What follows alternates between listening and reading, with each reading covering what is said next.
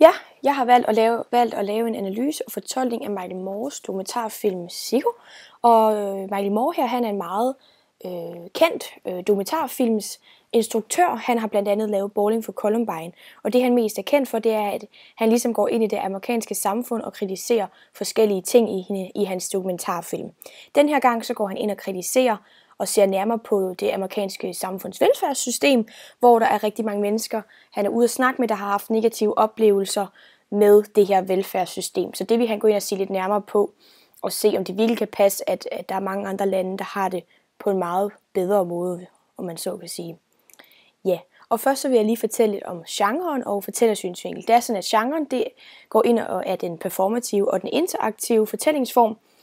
Når vi har med sådan en fortællingsform at gøre, så det, der er meget kendetegnet ved, det er, at filmproducenten, som så er Michael Moore her, han kommer ind og mærker et andet miljø på egen hud.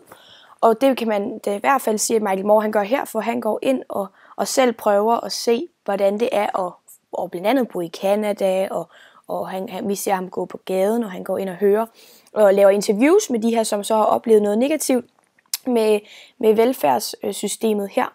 Og det er også det, der er meget kendt for den her genre her, at der ligesom er det, der er bygget op på interviews, og det kan også faktisk kategoriseres som den deltagende fortællingsform, og fordi at der selvfølgelig er en stor deltagelse fra filmproducenten selv.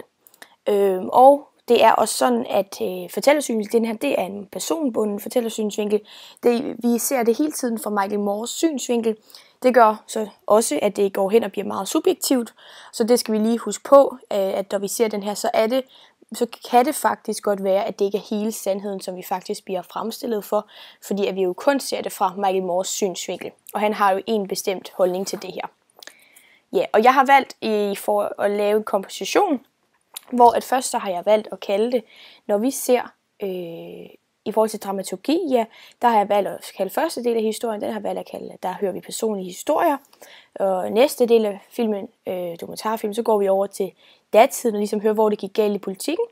Næste gang, så er det simpelthen en sammenligning med Canada, hvor han går ind og igen får det på egen hud, og ligesom undrer sig over, hvordan det kan være, at de har det sådan, og USA ikke har det sådan. Og så bliver der så også lavet en sammenligning med London og Paris. Og til sidst så laver han det her meget sjove eksperiment og en opsamling på det hele, der ligesom binder det hele sammen. Og til det har jeg valgt at sætte det jeg ved her ind i en plotpoint model. Og det er sådan, at hvis vi lige skal se på den her model her, så første akt, der præsenteres vi selvfølgelig på personer, konflikter, temaer og miljøer, og vi får et indtryk af, hvad er det, der lige sker her. Og det er sådan, at det er jo selvfølgelig starten, hvor vi hører, som jeg også sagde før, hvor vi hører personlige historier. Vi hører, hvad har de her oplevelser, og hvor det er ligesom gået galt henne. Og det er også sådan, at der er et første plotpoint her. Det er oftest et vendepunkt, og det har jeg valgt at sige, at det er ved 28 minutter inde i dokumentarfilmen. Det er fordi, der har vi hørt historierne, og nu går vi så videre til at finde ud af, hvor gik det egentlig galt henne i det her politik her. Så er der anden akt, det er så også den længste akt, men der er også en stor udvikling af dokumentarfilmen. Der er blandt andet også et point of no return ved anden akt her. Og jeg har valgt at sige, at både point of no return og de prøvelser, som vores hovedperson så at sige, bliver udsat for, det er simpelthen, da de kører over ved broen for at komme til Canada.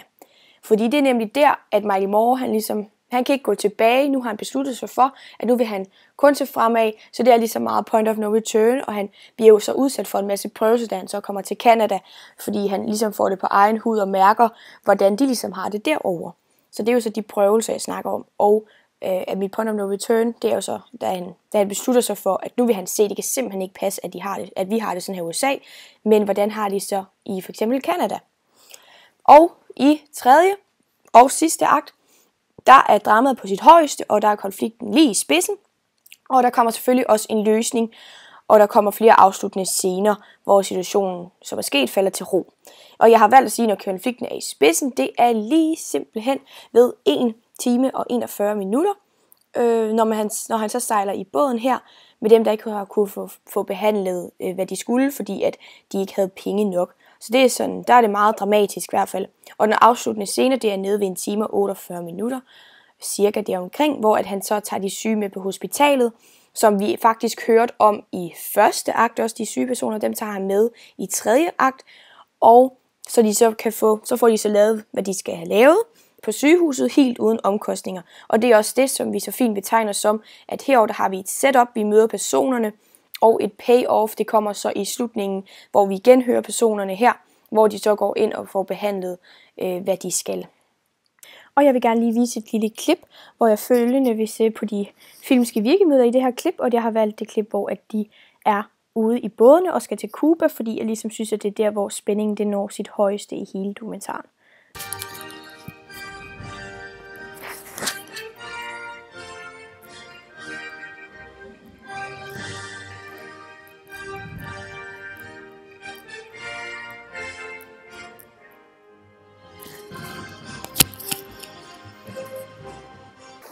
Og det er jo selvfølgelig det klip i filmen, jeg personligt er helt vild med og elsker faktisk. Jeg synes, det er mega fedt, hvordan han har gjort det. Og fordi at der selvfølgelig er mest iscenesættelse og mest fiktionsskuder og mest virkemidler i lige det her klip. Og så har jeg også lige valgt det, fordi jeg har ikke valgt at bruge så mange andre billedeksempler i PowerPointen. Jeg vil sige primært så over hele dokumentaren, der er det altså en klipning, som er kontinuitetsklipning, hvor at klipningen altså bliver usynlig, og det er ikke noget, man skal lægge mærke til. Men lige i det her klip, så er der selvfølgelig mega meget iscenesat, så der vil jeg altså argumentere for, at vi har en montageklipning, hvor vi altså skal reflektere over, hvorfor den er sat sammen, sådan som den er. Fordi den er nemlig sat sammen rigtig hurtigt, med hurtige skift, og hvor vi hele tiden skiftevis ser de forskellige personer, Michael Moore, og så vandet og bådene. Så der er rigtig meget med hurtige klip, som selvfølgelig skaber spænding. Ifølge til kamerateknik, så har vi en zoom ind, blandt andet på bådene, og vi har en zoom et par andre steder. Vi har et håndholdt kamera, og vi har en kran, som også skaber et rigtig flot fugleperspektiv på et tidspunkt, hvor vi ser bådene, de tre både, helt for oven af. Og det har umuligt kunne laves med håndholdt kamera, så der valgte jeg at sige, at det må have været med en kran. Og vi har også en panorering, hvor vi ser ligesom vi ser en vinkel fra kameraet, hvor vi ser dem fra siden af sejle. I billedbeskæringen, der har vi både en super total og ultranær. Så det der primært er i det her klip, det skifter meget, men der er primært altså super total og total, hvor vi får hele billedet af. Der er ikke gået så meget ind i ultranær, bortset lige fra et sted, men det kommer jeg ind på senere. Lyden, vil jeg sige, er en asynkron lyd, fordi vi har jo en klar spændingsmusik, der er spændingsopbyggende, og sådan meget håbefuld musik også, vil jeg mene. Og ja, det gør det meget spændende, det gør det meget, det er lige her nu, der er ligesom, at spændingen den er på sit højeste, for nu skal de altså ud og se, om de kan få ordnet deres ting her uden omkostninger. Og i forhold til lys, så har vi high key, som godt kan udstråle noget glæde og noget højt humør, og det er jo også det, de bliver håbefulde. Vi har så naturligt lys fra solnedgangen, der skaber en rigtig flot billedside af de her flotte orange farver. I forhold til symboler her, så har jeg valgt at sige, at bådene her, de danner ligesom et trekant, og man kan godt måske symbolisere det til, at træet tag, det ofte ses som et lykketal i mange sammenhænge. Og jeg går ind og tolker det som, at det kan godt blive lidt ironisk, det her, fordi at de skal til Cuba og sådan noget og nu få det bedre. Men lidt ironisk alligevel det der med, at de så først skal til det der fængsel, det her fængsel, hvor de jo selvfølgelig har kunne få det her gratis, og det har de så ikke. Så det er det, der bliver lidt ironisk i hele. Og igen, det amerikanske flag kunne godt være sådan noget med storhed, og nu kommer de fra Amerika, og det hele er godt og sådan noget. Eller er det det? Det er jo så det, der er spørgsmålet, som Michael Moore han stiller.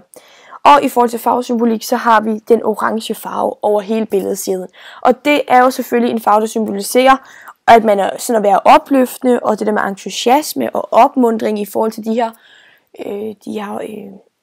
her folk her, som skal ud, som jo selvfølgelig skal have den behandling, som Michael Moore synes, de er berettiget. Fakta- og fiktionskoder, det er jo faktisk to hovedgrupper inden for dokumentargenren. Men det er sådan, at de er meget gået til hug i hinandens værktøjskasser, så man kan ikke rigtig definere med en film, den bruger kun faktakoder eller kun fiktionskoder. Og i forhold til Psycho, så har jeg valgt at sige, at fakta, der kan bruge fiktionskoder, det er meget det, der er præget i den her film her. I forhold til forholdet til virkeligheden, så har vi at gøre med en faktakode, fordi der er jo tale om virkelige personer, vi har virkelige miljøer og også virkelige begivenheder. I forhold til dramaturgi og fremdrift, så er det fiktionskode, fordi at jeg jo som sagt har valgt at tage brug af den her plot point model, som jeg synes passede meget godt ind i den, så det er ikke sådan, at de følger slavisk de begivenheder, der sker, men der er sprunget lidt rundt i det. I forhold til fortæller, så har jeg sagt, at det er faktakode, fordi at altså tilretlæggeren han er synlig til stede, Michael Moore her. Scenografien, igen faktakode, fordi der slet ikke er brug af kulisser. Det sker alle sammen ude i den virkelige verden, og ikke med nogle kulisser. Kamerabevægelser i den her, det kan både være fakta- og fiktionskoder, fordi der er jo både håndholdt kamera, som vi ser rigtig mange steder, men til sidst i slutscenen, og det omkring, hvor de er ude at sejle, der kan vi se, at der er jo et kæmpe fugleperspektiv og traveling og på den her måde, så der har de lånt igen lidt af hinandens. Billedkomposition, det er meget bare faktakode, meget neutrale billeder og horisontale linjer. Billedbeskæring, der har jeg sagt faktakode, men der er dog enkelte undtagelser, og der vil jeg lige vise undtagelsen. Nej, det her, der har vi halvnær, og det er jo så fra faktakode, hvor det er primært de her billeder, vi ser, men som jeg sagde, så er der undtagelser. Der er for eksempel et ultranært billede her, som det oftest er i fiktionskoder. Ja. Og i forhold til perspektiv, så er det primært også faktakode, men igen, så er det altså med undtagelser, om det er normal perspektiv, eller frøperspektiv, eller fugleperspektiv. Det skifter lidt. I forhold til lyset, så er det faktakode, naturligt lys. Klipningen er også igen en blanding af faktakode og fiktionskode, hvor der er brugt lidt forskellige klipninger. Lyden, fiktionskode, meget fiktionskode. Der er rigtig meget voice-over og musik og lydeffekter. Der er selvfølgelig undtagelser igen. Der er også noget reallyd indblandet. Og jeg vil lige afspille et lille klip for jer, hvor I lige kan høre, hvad det er, jeg taler om, når jeg siger, at det er fiktionskode. Distant past, she had a yeast infection. Det overordnede tema i den her dokumentarfilm, det er egentlig det amerikanske samfund. Men skal man dykke lidt længere ned, så er det simpelthen det korrupte amerikanske sundhedsvæsen, som kommer meget frem i den her dokumentarfilm. Og det er sådan, sundhedsvæsen, hvordan det generelt er bygget op. Og det der med, at man skal betale, og hvad man gør, hvis man ikke kan betale. Og så bliver man bare sendt på gaden, og så videre, så videre. Og sygeforsikring er også et tema, fordi at det er jo sådan, at hvis man, selvom man har en sygeforsikring, så kan man risikere ikke at alligevel få støtte til den behandling, man skal have. Og det er jo også det, han sætter meget fokus på i dokumentarfilmen.